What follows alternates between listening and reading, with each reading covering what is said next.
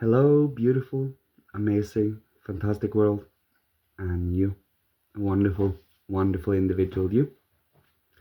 Today, I would like to speak about the two extremes and how we human beings are in the middle of all of this. Now, the two extremes can be put into many different angles to, well, the whole or the details, the soft and the hard, the black and the white. If we are to use just symbols of these extremes that we truly are not a pole of, but this pole is literally the beam on a scale, and we are the fulcrum of that scale, balancing the arms. That is the symbol used here. So when we can see the whole sphere and everything in it as a wholeness, but at the same time as details to be zoomed into and studied and understood. And also at the same time study a little bit of what age we are in, the age of consciousness, the age of morality, where our individual discernment and meticulous consciousness and intelligence is on the forefront, more or less longing for details, but the soul also longs for wholeness. So it is if we do believe we are only dualistic, we would be either or. We would be forced into reactionary states, and our light behind our eyes would be dimmed. This is why we include the threefold human being: soul, body, spirit. So where you have the soul and body and what is taken into the body and emotions and soul, we also have the observer of this, the light behind the eyes. Just as to use a symbol again. But I digress. The more we do come into this scholarly and awe-inspired, enthusiastic meeting life in general, the more we come to understand that life is alive, truly. And the more you long and wish and have this tickling of wishing to know what is behind all of this, what is behind the human being, what is behind us, how do we operate, and what do we participate and partake with in life outside of all of these distractions that otherwise come up. Like, who are you and how do you behave with other human beings? What is your values? Are you undermining or equalizing the ego, the individual to individual? Or do you wish your ego to dominate the other's ego? Do you wish the other's ego to dominate you? And so on and so forth. This is important questions one asks oneself when doing this kind of work.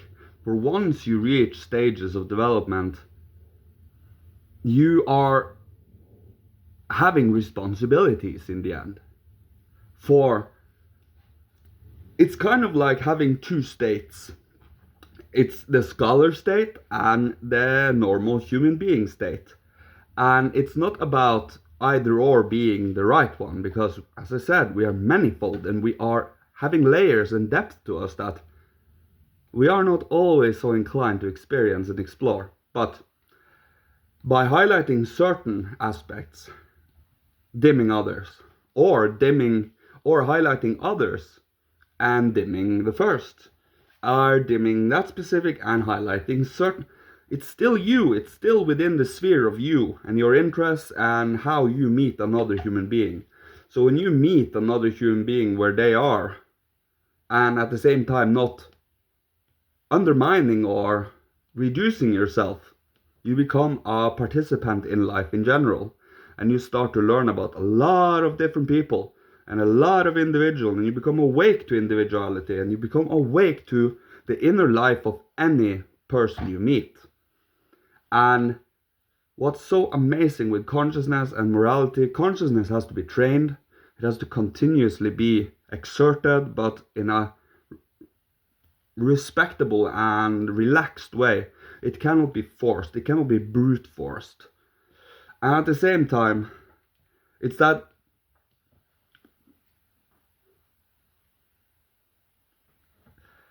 it's to not take things too personal at the same time. For if we are to grow, we cannot stay stuck at certain slights to our being continuously. That is a distraction. It's about seeing the discrepancies, seeing the erring, and then see, are we doing the same? Are we doing something that reflects within us? And hence readjust, realign if we are being inclined to certain bad habits and such. And this cannot happen over one day. It has to happen continuously, slowly but surely. For I can almost guarantee, at least for myself, when I find something that is less than pleasant about myself, I wish to change it. I wish to do something about it. If we do not have that healthy soul inclination, that's called indifference. Or at least it's called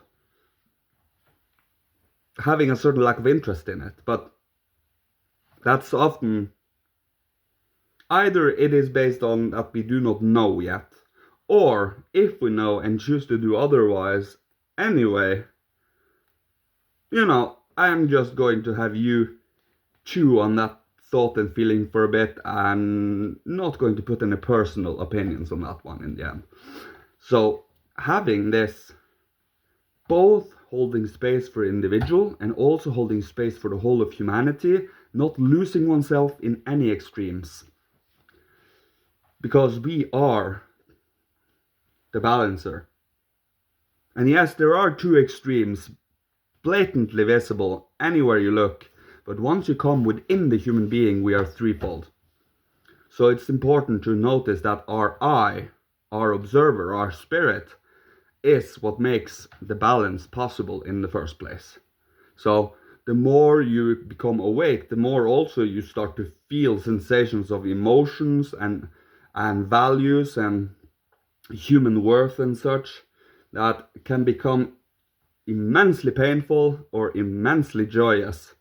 And it's important to not prefer any or other, because we won't learn or grow if we do run away from the discomfort. For it comes generating from within us. We cannot say that something outside of us alone triggered something within us. It had to meet at some point, of course. And I'm not saying this is the balance here. It's a meeting of out and inner. And once we take responsibility for ourselves over time, it cannot happen in a day. It cannot happen in a minute. I have done this for a long time now. And this is something you continuously unfold. There's so much I don't know yet. There are so much I still am just a pup in relation to knowledge and such. But that's the joy in knowing that there is so much more knowledge to be had, to be found, to be explored, to be contemplated, reflected on, thought of, felt. So you just can't help but having that little, ooh, what are you going to show me now, eh? And it's the enthusiasm and the initiative to life. For once you meet life, stretching it out with your hand, life will seriously come and meet you, more often than not. But if we go through life in a sleepy automation, in a repetitive, it takes a long time before we even introduce something new into our life. But once your ego, your third aspect, your spirit awakens in you, the observer, chooser, the activity within us, we start to realize we can introduce new things on a more healthy basis instead of letting things degrade to a certain point where outer life has to kind of quote-unquote force us to do something about it. It's all about having at least a little bit of continuous influx of wisdom and studying and scholarliness to us, So yeah, that is what I would leave you with today. Thank you so much for listening to me, you beautiful, beautiful human being you. May you be protected, guided, blessed, and loved by Father, Holy Spirit, Christ, Michael, ancient masters of old, ancestors from every incarnation, and may you be provided for with all that you need to survive, live, thrive, being creative, inspirational, and healing to the world, so others can choose to follow when the time is right. Thank you so much. See you. Love you. Goodbye.